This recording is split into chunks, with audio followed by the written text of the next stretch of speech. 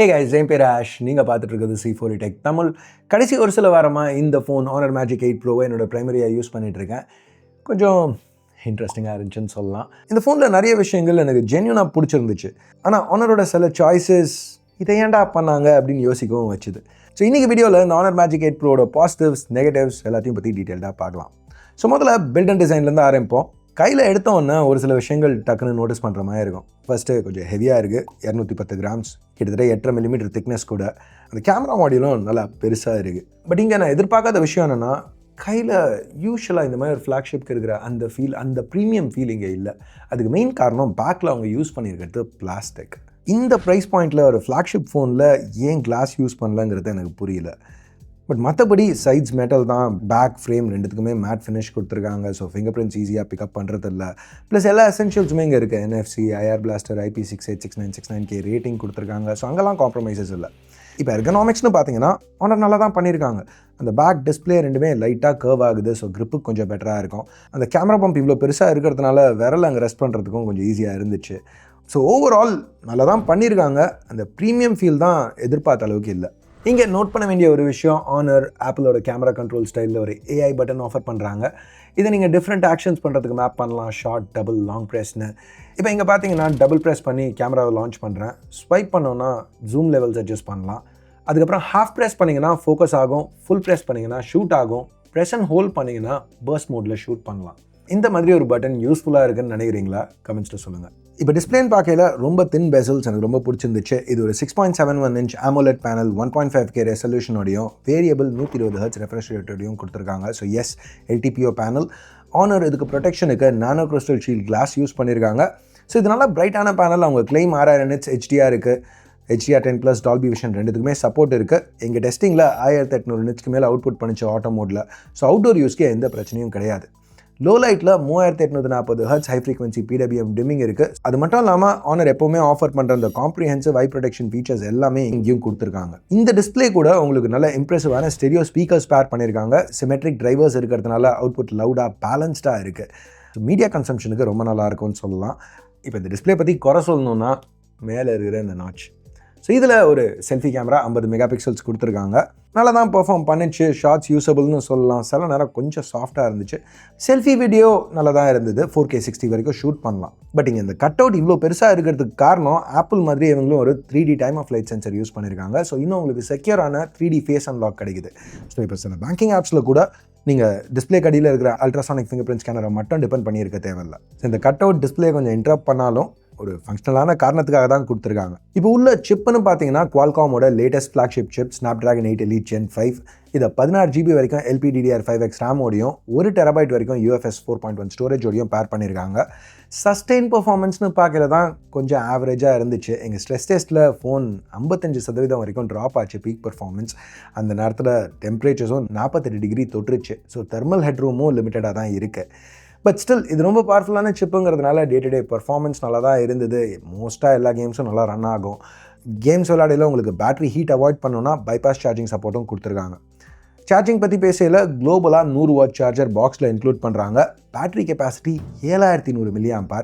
அந்த பேட்டரியவே 0 to 100 வெறும் 40 நிமிஷத்தில் சார்ஜ் பண்ண முடியும். இது போக 80 வாட் வயர்லெஸ் சார்ஜிங் சப்போர்ட்டும் ரிவர்ஸ் வயர்லெஸ் சார்ஜிங் சப்போர்ட்டும் கூட கொடுத்துருக்காங்க. பேட்டரி லைஃப்னு வரையில் அபவ் ஆவரேஜ்னு சொல்லுவேன். தப்பாக எடுத்துக்காதுங்க. 7100 mAh பேட்டரி இருக்குங்கிறதுனால இதோட கம்மி கெப்பாசிட்டி பேட்டரி இருக்கிற ஃபோன்ஸோட கன்ஃபார்மாக பெட்டராக தான் இருக்குது. பட் இதுக்கு சிமிலர் கெப்பாசிட்டி பேட்டரி இருக்கிற Snapdragon 8 Elite Gen 5 ஃபோன்ஸோட கம்பேர் பண்ணிங்கன்னா கொஞ்சம் அதோட பேட்டரி லைஃப் கம்மியாக இருக்குன்னு சொல்லலாம். ஸோ இம்ப்ரூவ்மெண்ட்டுக்கு ரூம் இருக்குது. அடுத்த சாஃப்ட்வேர்னு பார்த்தீங்கன்னா Magic OS 10 Android 16 மேலே பில்ட் பண்ண வெர்ஷனில் ரன் ஆகிட்டு இருக்கு. Honor 7 வருஷம் ஆண்ட்ராய்ட் வெர்ஷன் அப்டேட்ஸ் கொடுப்போன்னு ப்ராமிஸ் பண்ணுறாங்க. So best in class. Magic OS 10 நல்லா ரிஃபைண்டாக யூசர் ஃப்ரெண்ட்லியாக இருக்குது. இங்கே கொஞ்சம் அந்த கிளாஸி எஸ்தட்டிக் இருக்குது. சில பேருக்கு பிடிக்காமல் இருக்கலாம். பட் ஃபங்க்ஷனலாக இருக்குது. அந்த டைனாமிக் அலைன் ஸ்டைல் நோட்டிஃபிகேஷன்ஸ் கூட நல்லா பண்ணியிருக்காங்க. மேஜிக் போர்ட்டல் டக்குன்னு இமேஜஸோ டெக்ஸ்ட்டோ நீங்கள் ட்ராக் அண்ட் ட்ராப் பண்ணணும், அடுத்த ஆப்புக்கோ இல்லை ஏதாவது இன்ட்ராக்ட் பண்ணணுனாலோ அதுவும் எனக்கு கொஞ்சம் யூஸ்ஃபுல்லாக பட்டுச்சு. இன்ஃபேக்ட் சின்ன சின்ன விஷயங்கள், அந்த ரீசைசபிள் ஃபோல்டர்ஸ் எல்லாமே எனக்கு இங்கே ரொம்பவே கம்ஃபர்டபுளாக இருந்தது யூஸ் பண்ணுறதுக்கு. இப்போ ரீசெண்டாக Honor ரொம்பவே ஹெவியாக ஏஐயில் ஃபோக்கஸ் பண்ணிட்டு இருந்தாங்க. ஸோ அதெல்லாம் இங்கேயும் இருக்குது. AI சப்டைட்டில்ஸ், கால் ட்ரான்ஸ்லேஷன், AI மெமரிஸ், ஸ்க்ரீன்ஷாட்ஸ்லாம் சேவ் பண்ணுறதுக்கு அந்த மாதிரி எல்லாமே இன்க்ளூட் பண்ணியிருக்காங்க. ஓவரால் இன்டர்ஃபேஸ் ரொம்பவே இன்ட்யூட்டிவாக இருந்துச்சு. அதே சமயத்தில் ரெஸ்பான்சிவாகவும் இருந்துச்சு. ப்ளஸ் அந்த 7 வருஷம் அப்டேட் பாலிசி இருக்கிறதுனால மேஜிக் 8 ப்ரோக்கு சாஃப்ட்வேர் ஒரு பெரிய ப்ளஸ்னு சொல்லலாம். இப்போ அடுத்த கேமராஸ் பற்றி பேசுறதுக்கு முன்னாடி வீடியோ ஸ்பான்சர் Anbernic ஒரு சின்ன ஷவுட் அவுட். Anbernic இப்போ 2 Vita ஸ்டைல் ஹேண்டில்ஸ் லான்ச் பண்ணியிருக்காங்க. RG Vita, RG Vita Pro. ரெண்டுத்துலேயுமே வீட்டாவோட பெரிய 5.5 இன்ச் டிஸ்பிளே இருந்தாலும் அந்த ஒரிஜினல் சோனி பிளேஸ்டேஷன் வீட்டாவோட அந்த இன்ஹேண்ட் ஃபீலை கொஞ்சம் ரெப்ளிகேட் பண்ணியிருக்காங்க. அஃப்கோர்ஸ் இங்கே வீட்டா கேம்ஸ் நீங்கள் பெருசாக எமுலேட் பண்ண போகிறதில்ல. RG Vitaவில் Unisoc T618 இருக்குது. ஸோ PSP கேம்ஸ் வரைக்கும் நல்லா அப்ஸ்கேல் பண்ணி எமுலேட் பண்ண முடியும். ப்ரோ இன்னும் கொஞ்சம் பவர்ஃபுல்லாக இருக்குது. பட் ப்ரோவில் முக்கியமான விஷயம் என்னென்னா, அதை நார்மலாக ஆன் பண்ணிங்கன்னா லினக்ஸ்குள்ளே பூட் ஆகும். ஸ்லாட் 1ல் இருக்கிற SD கார்டை ரிமூவ் பண்ணிட்டு ஆன் பண்ணிங்கன்னா ஆண்ட்ராய்டில் பூட் ஆகும். இன்ட்ரெஸ்டிங்காக இருக்குல்ல? ஸோ ரெண்டுமே நல்ல வேல்யூ ஹேண்டில்ஸ் மாதிரி தெரியுது. ஸோ இந்த RG Vita Pro பற்றி இன்னும் தெரிஞ்சுக்கணுன்னா டிஸ்கிரிப்ஷனில் உள்ள லிங்கை கிளிக் பண்ணுங்கள். சரி, இப்போ நம்ம மேஜிக் 8 ப்ரோக்கு திருப்பி வருவோம். கேமராஸ் இங்கே ஒரு ட்ரிபிள் கேமரா செட்டப் கொடுத்துருக்காங்க. பெருசாக போன ஜென்ரேஷன்லேருந்து மாறல.